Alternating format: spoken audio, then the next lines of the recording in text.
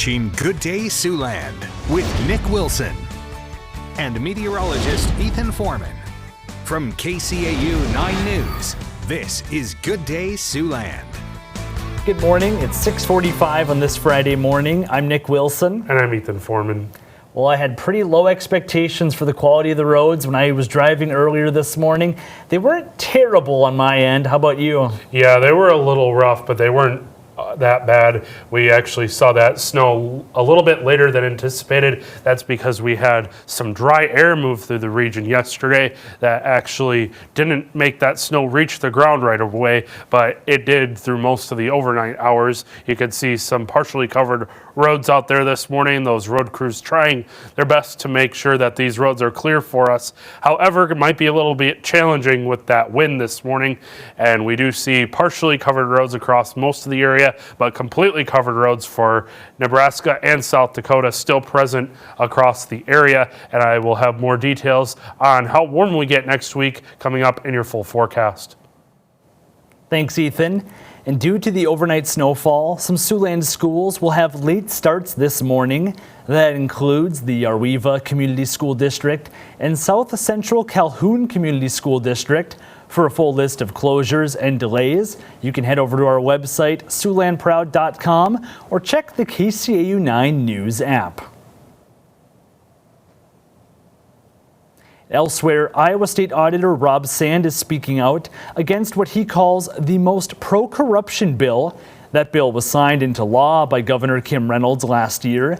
It bars the auditor's office from taking state agencies to court to force them to turn over documents.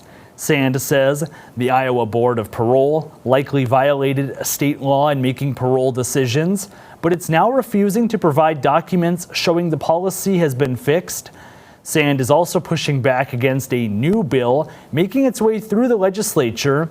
Senate File 2311 would allow state departments to have regular audits performed by a non-elected certified public accountant rather than the state auditor's office. It would replace the state auditor chosen by the people of the state of Iowa with one insiders will handpick, with no bidding requirement and no means for independent oversight of their audits. These insiders want a state auditor who is a lapdog, not a watchdog. The bill has passed through committee, but will likely face bipartisan opposition moving forward. Meanwhile, public pushback continues against legislation aiming to change Iowa's area education agencies. Republican lawmakers say they didn't expect this strong of a response to the measure. Certainly, personally, have spent a significant amount of time on this issue. If you would ask me 7 weeks ago how I thought session was going to go, you would have got a very, it looked a lot different. Despite that surprise from supporters, opponents of the measure maintain it's an effort to fix a system they say isn't broken. The Iowa House Minority Leader adds lawmakers should gather more real-world data before pushing forward with changes. The bill still, as it sits, is that we're kind of backtracking in time to move away from an integrated model, which I think is what people are really worried about. I think doing a study looking into what the AEA services are and how they're provided would be a more responsible way to approach this. So just the fact that the House Republicans brought in some stakeholders doesn't mean that they're listening to Iowans or that they've done the homework on determining if this is even a necessary change. The current House version of the bill would require all school districts to get special education services through the AEAs, but it would also allow private businesses to administer other services if districts choose to go that route. Well, in lighter news, the Dorothy Pico Nature Center is hosting some activities today in honor of this weekend's Great Backyard Bird Count. They'll hold a bird hike along the Nature Center's trails beginning at 10 a.m. They advise you dress for the weather and wear sturdy walking shoes. No registration is required, so it's fine to just show up. And if you'd rather stay out of the snow, you can help participate in counting birds from inside the Nature Center anytime between 9 a.m. and 4 p.m. today instead. All right, well now it's time to meet today's Stray of the Day. Every day we share a pet picked up by Sioux City Animal Adoption and Rescue who's waiting to go home. That's right, and this is Mavis, a 3 to 4 month old female spaniel mixed puppy that weighs about 5 pounds now and will grow to be about 25 pounds.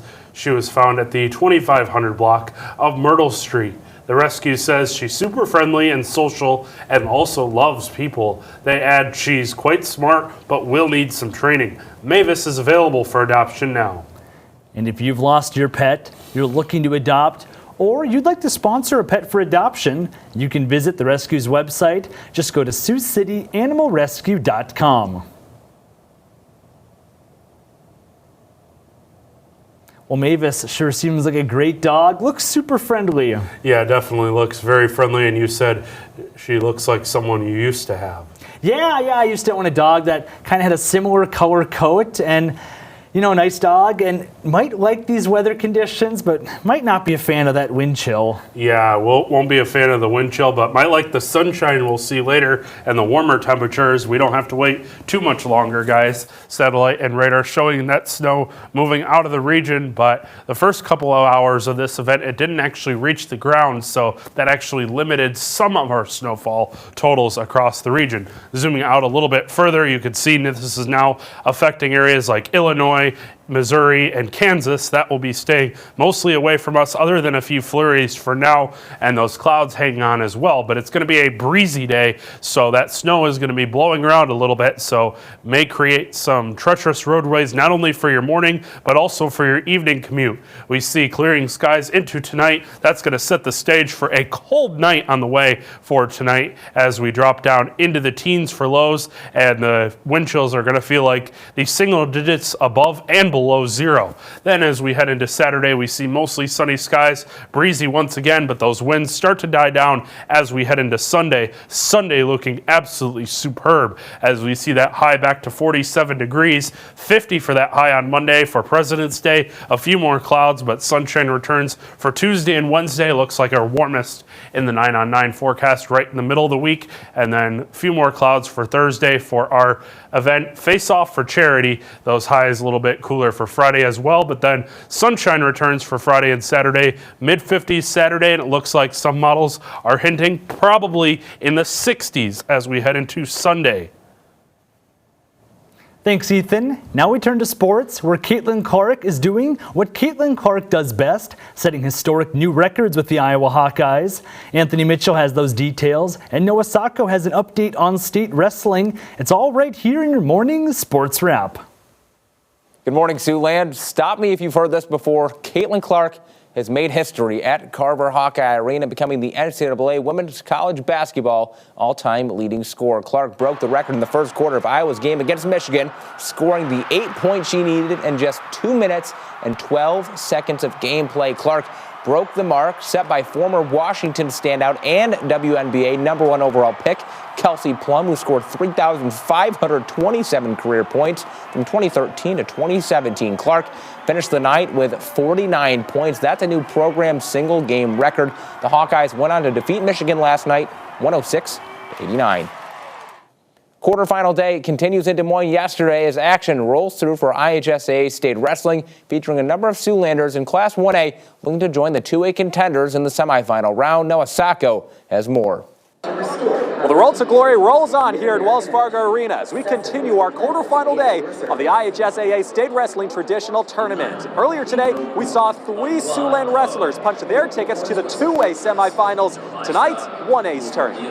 11 Siouxlanders making 1A quarterfinal appearances. Let the games begin. Defending 113 champ Kale Morrow of Akron Westfield up a weight at 120. Working around Highland Riverside. Gets 2 on the takedown towards the 6-3 decision win. The senior keeping his title defense alive in a new weight.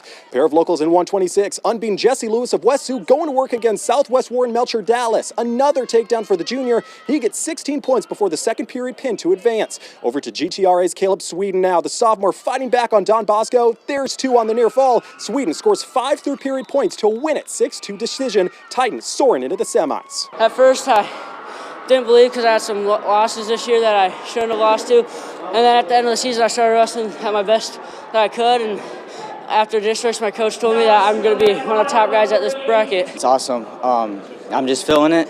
and just keep feeling myself after every single match. Like I said, one match at a time, just taking it one by one, and yeah. 132, Woodbury Central's Brand Beaver with a tough task against the 1 seed of North Butler Clarksville. Beaver falls by Tech Falls 16-0. But we get redemption in 132. Akron Westfield's Jaden Friedrichs tied at 6s with Underwood in the final seconds. He gets the match-sealing escape. Friedrichs takes its 7-6 decision. He earns his first semis ticket. Knowing I never placed at state before, came close 2 times in a row, blood round, and just being able to overcome my challenges that I've been wanting to overcome all these years. Up to 144, East Sac County's Charlie Veet trying to fight back on Denver, but the senior can't get the edge as he suffers the near fall. Veet's title run ends here by 10-4 decision. Ending on a high note in 175, though, Emmitsburg's Jace Nelson Brown leaving nothing to chance with a takedown on Trainer. Senior makes it a 6-point third period as the E-Hawk rolls from there, 12-2 major decision. Semifinal bound and keeping alive hopes of reclaiming titles back to Emmitsburg. Obviously, Emmitsburg had a long tradition of everything. Trying to get a little bit of that back. So that's motive right there to get another state title back in the room. Stay tuned for our state semifinal wrestling action in Iowa and Nebraska during our 6 and 10 o'clock broadcast. And, of course, Sports Zone tonight at 10. And that'll be all for sports. Have a good day, Siouxland. Now let's take a look at this morning's top stories, what you need to know before you go. The Hinton Community School Board has only released limited information so far about 2 lengthy closed-door sessions. This comes as 2 wrestling coaches were recently placed on administrative leave. The only info released so far about those sessions, which went on for about 2 hours, is the announcement that 2 students have been reassigned. The board separately approved each reassignment on a 3-1 vote. Board members spent only a minute on the vote before leaving the room without any discussion on what led to the reassignments. A small group of parents attended last night's meeting, but they say they were left frustrated when the session abruptly ended. Are we not able to have an open discussion on these school board meetings? We can't talk of what we want to address to you. Then why? But when do we talk about the coaches? Or is that just you guys that do that? When do the parents get an input on this? We can't keep covering this up underneath the rug here. We got to open it up to resolve this issue. School officials confirmed to KCAU-9 earlier this week that 2 wrestling coaches had been placed on paid leave, and one of them has since returned to work. Meanwhile, Hinton Police Chief James Conway confirmed that multiple agencies are involved with an investigation, but couldn't provide any further details. The next public meeting for the Hinton School Board is March 18th. Elsewhere in Siouxland, water mains are getting some upgrades, and that means Sioux City residents can expect more downtown construction work this summer. Last year, the city replaced a problematic water main running along Pierce Street from 5th to 7th Street. Coming up on July 1st, Sioux City officials plan to do the same to a stretch of road between 4th and 5th Street. On the bright side, the city engineer says this project is not expected to have too much of an impact on downtown vehicle traffic, but pedestrians could be more affected. It will be open to through traffic, but it'll be reduced from 3 lanes to 1 lane. It's going to be blocking off the east side of the street. As for parking, like I said, that's eliminated for that 1 block on both sides of the street, so people will have to walk a little bit farther to get to their business or to the apartments. Fair says the project is expected to cost $750,000 and should be complete in September. All right, one last look on the forecast. We're in for a chilly day. We sure are. We see that high of only 28 degrees today, possibly our only below average day of the entire month. We see that snow this morning, but breezy. Some late day sun is possible as well. And then we clear out, but stay breezy tonight. 14 degrees for that overnight low. Going to be feeling close to 0. The good news is you see that sunset. Today is our last sunset of the season before 6 o'clock. We see those sunsets after 6 o'clock starting this weekend. Plenty of sunshine, but still a little breezy for Saturday with that high in the upper 30s. 40s and 50s return for much of the extended forecast. Look at that coldest temperature after Saturday. 47 degrees for a high Sunday and Thursday. Just a few more clouds for face-off for charity on Thursday. That's a nice little warm-up for next week. It sure is. Well, thanks for watching. KCAU 9 News will return at 11:30.